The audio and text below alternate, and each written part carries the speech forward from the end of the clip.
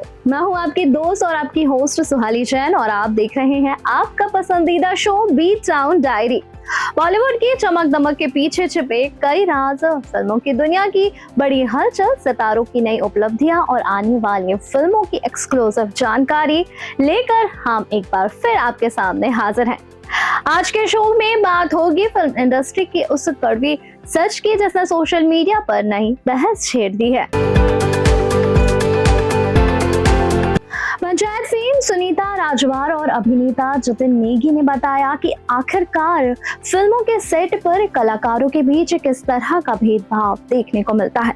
इसके अलावा जानेंगे इस शुक्रवार रिलीज होने वाली 5 बड़ी फिल्मों के बारे में, जिसमें अक्षय कुमार की multi starrer film welcome to the jungle और डीसी यूनिवर्स की बहुप्रतीक्षित सुपर गर्ल शामिल है। फिर हम बात करेंगे अनुष्का सेन की, जिन्होंने इंटरनेशनल लेवल पर भारत का नाम रोशन करते हुए एक नया इतिहास रचा है।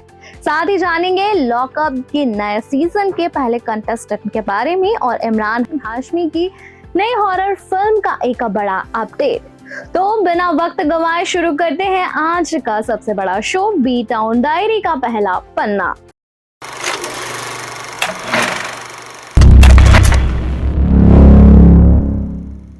बॉलीवुड को सपनों की नगरी कहा जाता है। यहाँ हर दिन हजार लोग अपनी किस्मत आजमाने आते हैं, लेकिन क्या इस चमचमाती दुनिया में भी कलाकारों के बीच ऊंच नीच का फर्क किया जाता है? हाल ही में अभिनेत्री सुनीता राजवार और अभिनेता जतिन नेगी ने कुछ ऐसे ही खुलासे किए हैं जिन्होंने हर किसी को सोचने पर मजबूर कर दिया है।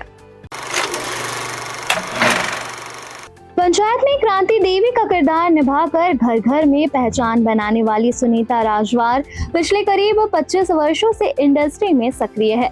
वहीं जनित नेगी कई फिल्मों और टीवी शोज का हिस्सा रह चुके हैं।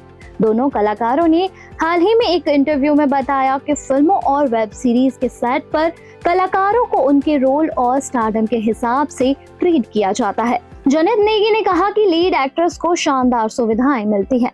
कई बार उनके लिए अलग वैनिटी वैन, अलग स्टाफ और विशेष व्यवस्थाएं होती हैं। वहीं छोटे कलाकारों को अक्सर बेसिक सुविधाओं के लिए भी इंतजार करना पड़ता है। उन्होंने बताया कि बड़े सेट्स पर खाने के लिए ए, बी और सी कैटेगरी बनाई जाती है। ए कैटेगरी में बड़े सितारे और मुख्य कलाकार शामिल होते हैं, बी कैटेगरी में सपोर्टिंग कलाकार होते हैं, जबकि सी कैटेगरी में जूनियर आर्टिस्ट और बैकग्राउंड कलाकारों को रखा जाता है। जनित के मुताबिक यह व्यवस्था उन्हें बेहद परेशान करती है, क्योंकि एक ही फिल्म को सफल बनाने में सभी कलाकार बराबर मेहनत करते हैं।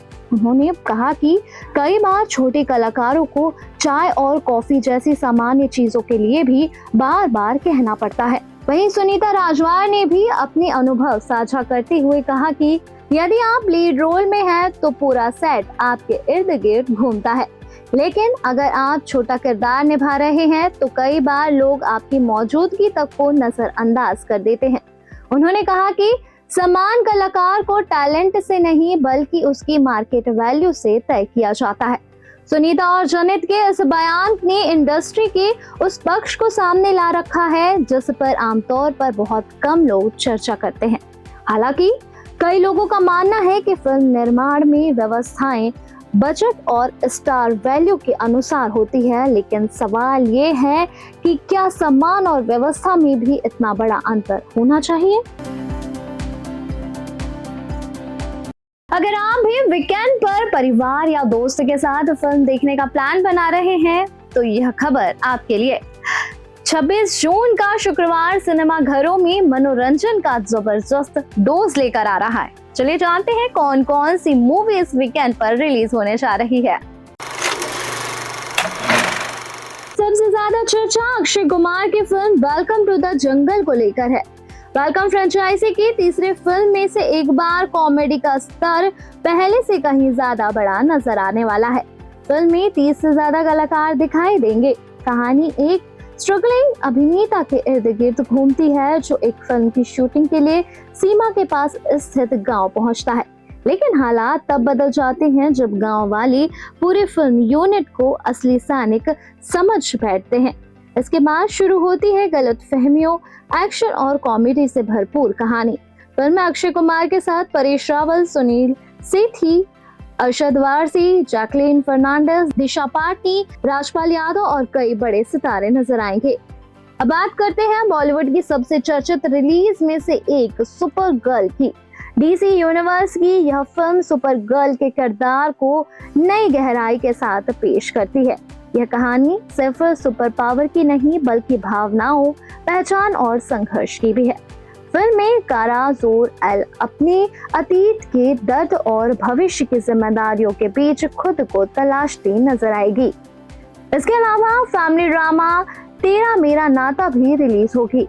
यह फिल्म रिश्ते, परिवार और भावनाओं की कहानी को बड़े पर्दे पर लेकर आएंगे। वहीं हॉलीवुड की फिल्म द इनवाइट रिश्तों और इच्छाओं की जटिल दुनिया को दिखाएगी। वहीं झकास द बेस्ट एंड लास्ट अपनी खतरनाक स्टंट और मजेदार प्रैप्स के साथ दर्शकों को रोमांचित करेगी। यानी कुल मिलाकर इस weekend comedy, action, drama, super hero और एडवेंचर हर तरफ मनोरंजन का अपना अलग इंतजार कर रहा है। टीवी इंडस्ट्री में अपने करियर की शुरुआत करने वाली अनुष्का सेन आज यंगर जनरेशन की सबसे फेमस अभिनेत्री में गिनी जाती है। अब इन्होंने ऐसा कारनामा कर दिखाया है जो किसी भी भारतीय कलाकार के लिए गर्व की बात है। 23 साल की अनुष्का सेन दक्षिण कोरियाई फिल्म में लीड रोल निभाने वाली पहली भारतीय अभिनेत्री बन गई है। वह जल्द ही रोमांटिक म्यूजिकल ड्रामा जियो ओली में नजर आएंगी। फिल्म भारत और साउथ कोरिया के बीच सांस्कृतिक सहयोग का हिस्सा है। फिल्म में अनुष्का अलीशा नाम की युवती का किरदार निभा रही है। यह किरदार अपनी बहन को खोने के दुख से उबरने की कोशिश करता है और इसी सफर में जेजू आइलैंड पहुंच जाता है। यहीं उनकी मुलाकात एक कोरियन सिंगर राइटर से होती है और दोनों के बीच एक खूबसूरत रिश्ता विकसित होता है। अनुष्का ने बताया कि कोरोना काल के दौरान उन्होंने के ड्रामा देखना शुरू किया था। उन्हें कोरियन कंटेंट की कहानी कहने की शैली बेहद पसंद आई। तब उन्होंने कभी नहीं सोचा था कि एक दिन वे खुद किसी कोरियन फिल्म की मुख्य अभिनेत्री बनेंगी। उनका कहना है कि यह प्रोजेक्ट उनके करियर का एक बेहद खास अध्याय है। भारतीय कलाकारों की वैश्विक पहचान लगातार मजबूत होती जा रही है और अनुष्का की यह उपलब्धि उसी दिशा में एक और बड़ी सफलता मानी जा रही है।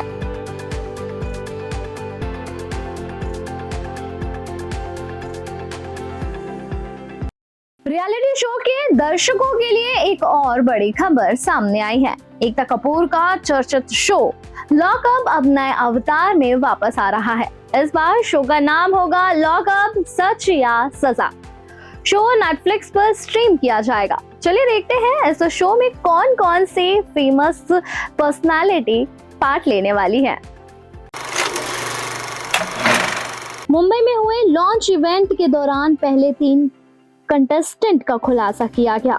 इसमें राम कपूर, शिवांगी जोशी और डिजिटल क्रिएटर पामेला सेरेना शामिल हैं।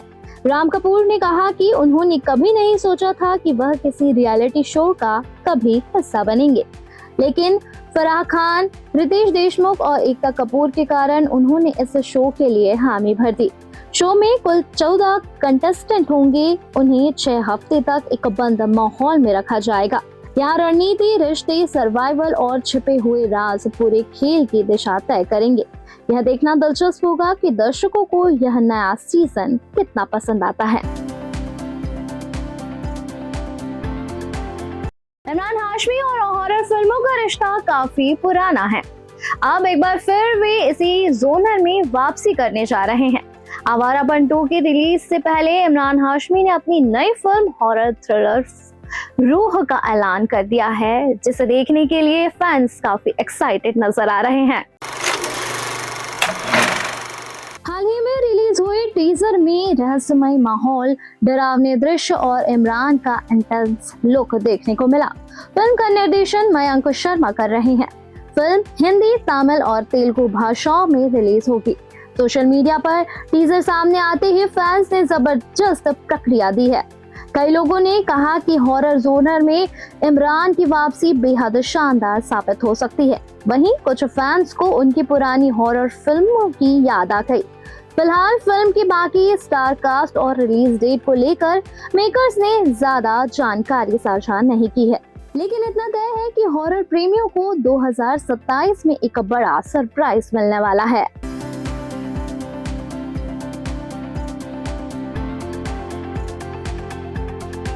तो ये थी आज की बॉलीवुड की कुछ चटपटी और दिलचस्प खबरें। ऐसे ही बॉलीवुड से जुड़ी खबरों के लिए मेरे साथ यानी सुहाली जैन के साथ देखते रहे बीट टाउन डायरी।